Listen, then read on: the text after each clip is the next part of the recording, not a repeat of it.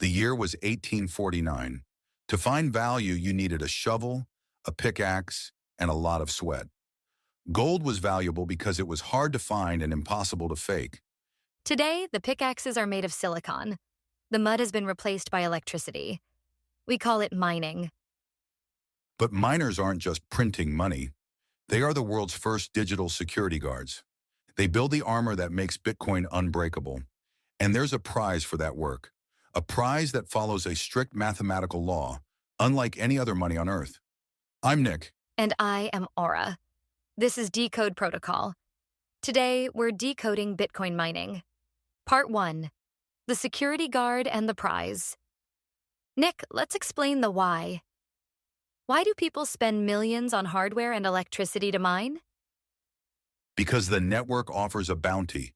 Remember our glass ledger? To write a new page, you have to prove you did work. But Satoshi knew that nobody does work for free. So the protocol has a built-in incentive.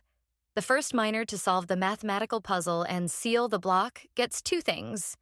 First, they get the transaction fees from all the transactions recorded in that block, network fees paid by the users who made the transactions. But the real prize is the block subsidy. The network literally mints brand new Bitcoins and sends them to the winner's wallet. This is the only way new Bitcoins are ever created. It's like the earth rewarding a gold miner with a nugget for their labor. But here is the fun part. Compare that to how your normal money is created. Ha ha ha. Yeah, fiat money doesn't require a puzzle. It doesn't require energy. A few people in a room just decide they need more, and they press print. It's creation by decree, often in total ignorance of the long-term math. Bitcoin replaces that random printing with a mathematical masterpiece. New money is earned by securing the network as a reward for hard work and energy spent to do the hard work, not by political favor. Part 2. The challenge, hash rate and difficulty. Let's get technical for our listeners. This puzzle isn't just a riddle. It's a cryptographic race. It's called a hash. Miners are essentially guessing a long random number trillions of times a second. We call this the hash rate. It's the network's total brain power. And then there's the difficulty adjustment, the referee of the system. In the early days, you could mine on a regular PC because the difficulty was low. But as more people joined, the hash rate went up. If Bitcoin didn't adjust, all 21 million coins would have been mined in a week. So every 2 weeks, the code looks at the speed of the miners. If they are too fast, the puzzle gets harder. If they are slow, it gets easier. All automatically and without anyone to control this difficulty. This ensures a 10-minute heartbeat of adding one block to the chain every 10 minutes.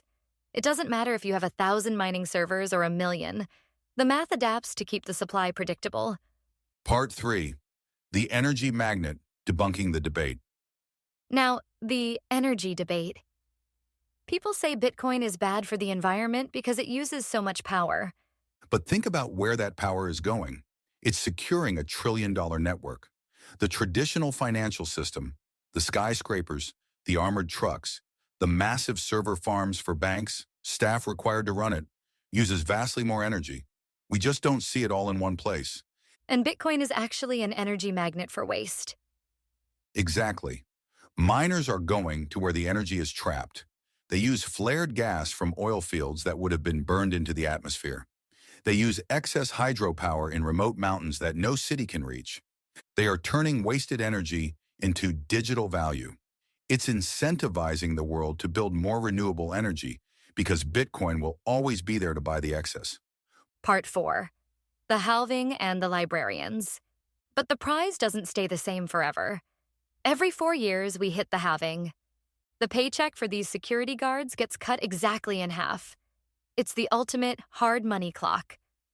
This is why we hit that 21 million cap and then no more. It's the opposite of the fiat printer, which only goes faster. Bitcoin is programmed to get scarcer. And remember, the miners are the workers, but the nodes are the accountants. You can still run a node on a Raspberry Pi or even an old laptop. The miners propose the block, but the nodes check the rules. If a miner tries to give themselves an extra prize, The nodes, the regular people, reject them instantly. That is the power of decentralization we spoke about in the last episode. Mining is the bridge between the physical world of energy and the digital world of value. It's the engine room of freedom. But once the coins are mined, they need a home. How do you actually hold this digital gold without losing it? In our next episode, we're going from the engine room to your pocket. We're decoding wallets, keys, and the art of being your own bank.